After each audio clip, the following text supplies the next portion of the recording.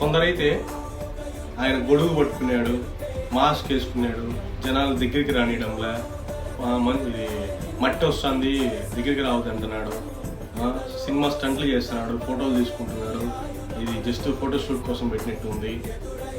ఆయనలో 24 గంటలు మీరు నెగిటివ్ ఎతకడమే తప్ప ఒక్క రోజన్నా మంచి చూడరా?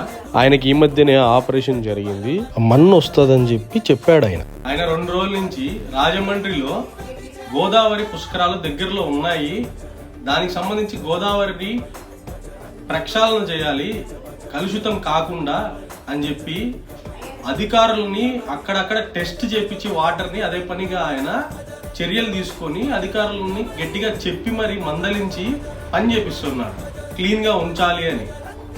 గోదావరి నీళ్లు పుష్కరాలకు చాలా మంది భక్తులు వచ్చి స్నానం చేస్తారు, అందరికీ నీట్గా ఉంచాలా, ఎవరికి ఏ సమస్య రాకూడదు అని చెప్పి 2 రోజులు సమీక్ష చేస్తా ఉంటా అక్కడ ఉండి రాజమండ్రిలో. ఆయన మాస్క్ వేసుకున్నాడు, 2 daysలో పరిష్కారం కూడా చూపించాడు.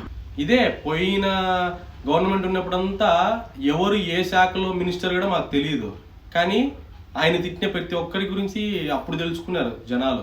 ఏ శాఖలో ఏ మినిస్టర్ ఉన్నాడో అతని పేరు ఎవరికి తెలియకపోయినా పవన్ కళ్యాణ్ గారిని ఎప్పుడు తిట్టినారో అప్పుడు ఆయన గురించి అతను పలానా శాఖ మంత్రి, పలానా శాఖ ఎమ్మెల్యే అని తెలిసింది. అలా 24 గంటలు ఆయన నెగిటివ్ చూసి ఆయన విమర్శించడం కాదు, ఆయన చేస్తున్న మంచితనము, ఆయన చేసిన మంచి పనులు గమనించండి.